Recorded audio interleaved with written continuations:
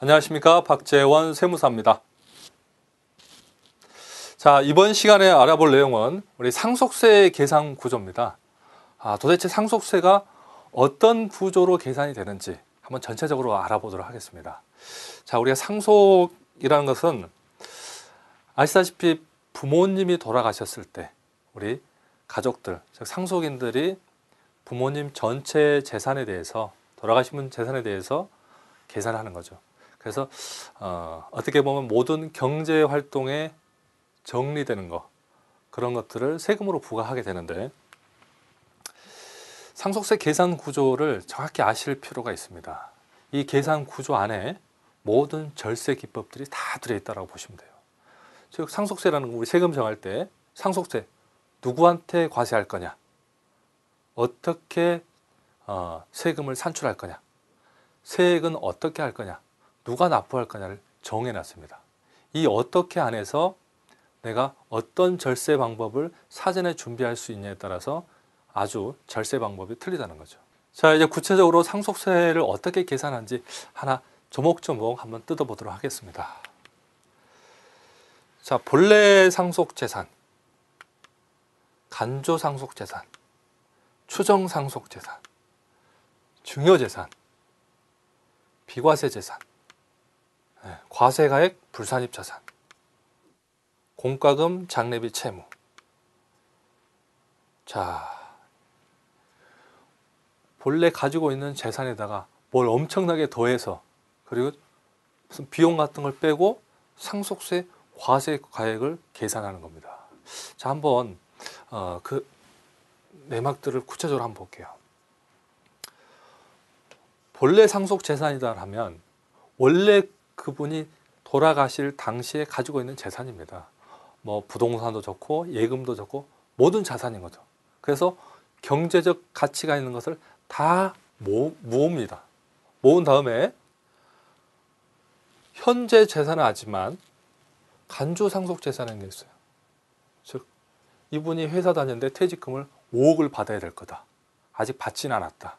그것도 받을 권리로 무조건 상속 재산에 합치는 겁니다.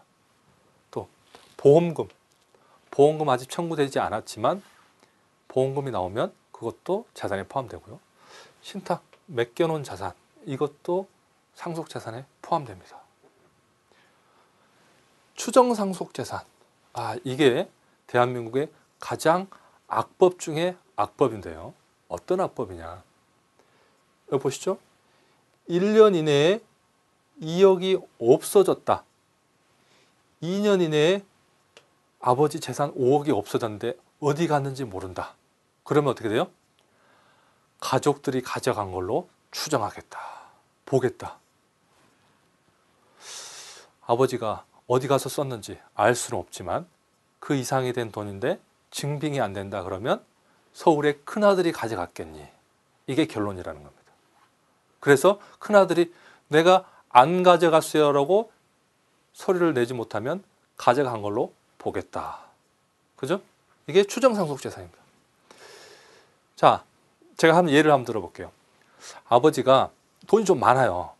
그런데 돌아가시기 몇 년 전부터 돈을 많이 쓰셨어요. 사업도 실패하고.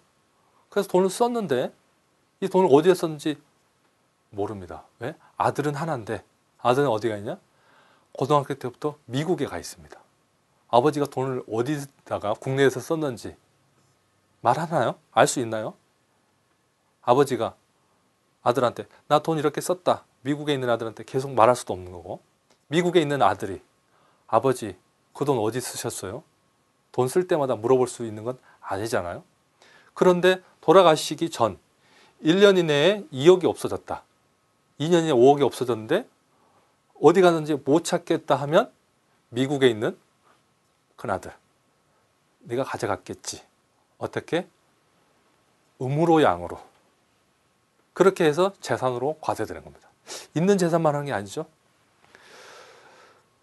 두 번째, 사전에 증여한 재산, 10년 이내에 증여한 재산은 다시 과세를 하는 겁니다.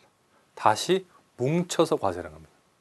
그래서 원래 이 사람이 가지고 있는 재산인데 사전에 줬다. 다시 가져와서 세금을 계산합니다. 비과세되는 재산도 있죠.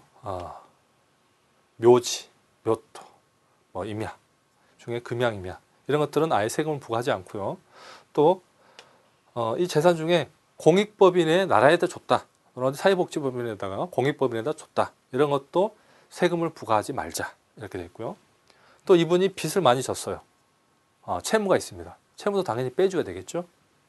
또 장례비 들어가는 거, 공과금, 아버지가 내야 될 세금을 안 냈다. 그 세금도 빼줘야 됩니다. 부채죠. 그래서 총 받아야 될 재산에서 줘야 될 금액을 뺀다는 거죠. 그래서 일반적으로 많이 우리가 오류하는 부분이 있는 재산은 다 우리가 알고 있어요. 대부분 다 조회를 할 수 있기 때문에. 그런데 사전에 없어진 재산이나 사전에 증여했던 재산 중에 10년 이내의 재산을 합치면 의외로 세금이 늘어날 수가 있습니다.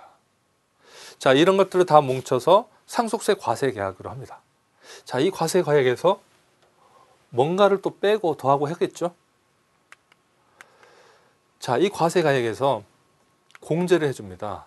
왜? 돌아가신 분이 평생에 걸쳐 모아온 재산인데 이 재산을 남은 가족들이 받게 됐을 때 다 세금으로 나가면 안 되겠죠. 기본적으로 생계를 유지하거나 또 모아온 재산에 대해서 유지할 수 있는 그런 것들은 공제를 해주는 겁니다. 그게 상속공제라는 거죠. 자, 상속공제는 기초공제가 2억, 일괄공제라고 해서 5억을 해줍니다. 그리고 기타 인적공제라는 게 있어요. 자, 우리 기초공제가 2억 있고 일괄공제가 5억 있습니다. 이건 어떤 거냐? 기초공제에는 기타 인적, 가족들 수에 따라서 공제를 해주는 게 있어요. 자, 그런데 그 공제가 5억에 미달한다. 그러면 다 따지지 말고 그거 됐고 5억을 공제를 해줍니다. 일괄해서. 두 번째, 배우자 공제. 그리고 금융재산 공제. 재해로 손실을 봤다. 최근 이씨가 가지고 있는 가업상속 공제, 동거주택 상속 공제. 이런 공제들을 다 빼주는 거예요. 사회 취지에 맞게 빼주는 겁니다. 특히 배우자 공제는 배우자만 있으면 최소 5억에서 최대 30억까지 공제를 해주죠. 그래서 그냥 배우자가 있다라고 하면 어떻게 돼요? 자녀가 있고 배우자가 있다. 일괄 공제 5억에 배우자가 있으면 최소 5억을 공제해 주기 때문에 이렇든 저렇든 10억은 빼주는 겁니다. 네. 전체 아까 합산되는 재산, 채무 빼고 이 재산에서 배우자하고 가족이 있다라고 치면 얼마를 빼준다고요? 10억을 그냥 툭 빼준다고요. 그래서 이 상속세 과세 가액이 10억이 안 됐다. 그러면 세금 낼 게 없습니다. 네. 아버지가 남겨놓은 재산 이것저것 해서 10억이 안 됐다. 세금 자체가 없는 거죠. 15억이다. 그러면 여기서 기본적으로 일괄 공제하고 배우자 공제에 10억을 빼줍니다. 남는 금액이 가지고 5억 가지고 세금을 낸다는 거죠. 그래서 평균적으로 배우자 있고 자식인데 재산이 10억 이하이다. 그러면 상속세 낼 필요가 없는 겁니다. 그래서 상속세를 냈다라는 것은 재산이 최소 10억은 넘는다. 이렇게 이해를 하시면 될 것 같아요. 자, 이 남는 재산에 대해서 10%에서 50%까지 5단계 초과 누진세율 구조로 과세됩니다. 그래서 상속세율은 최대 50%다. 그리고 최소 10%다. 이렇게 이해하시면 될 것 같습니다. 자, 그래서 산출세액을 계산해요.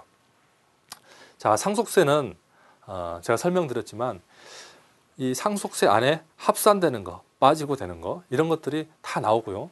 기본적으로 초과 누진세율 구조이기 때문에 내가 세금을 재산이 많아서 세금 많이 내는 것도 중요하지만 사전에 줄일 수 있는 방법들을 찾아내는 게 굉장히 중요한 영역을 차지하고 있습니다.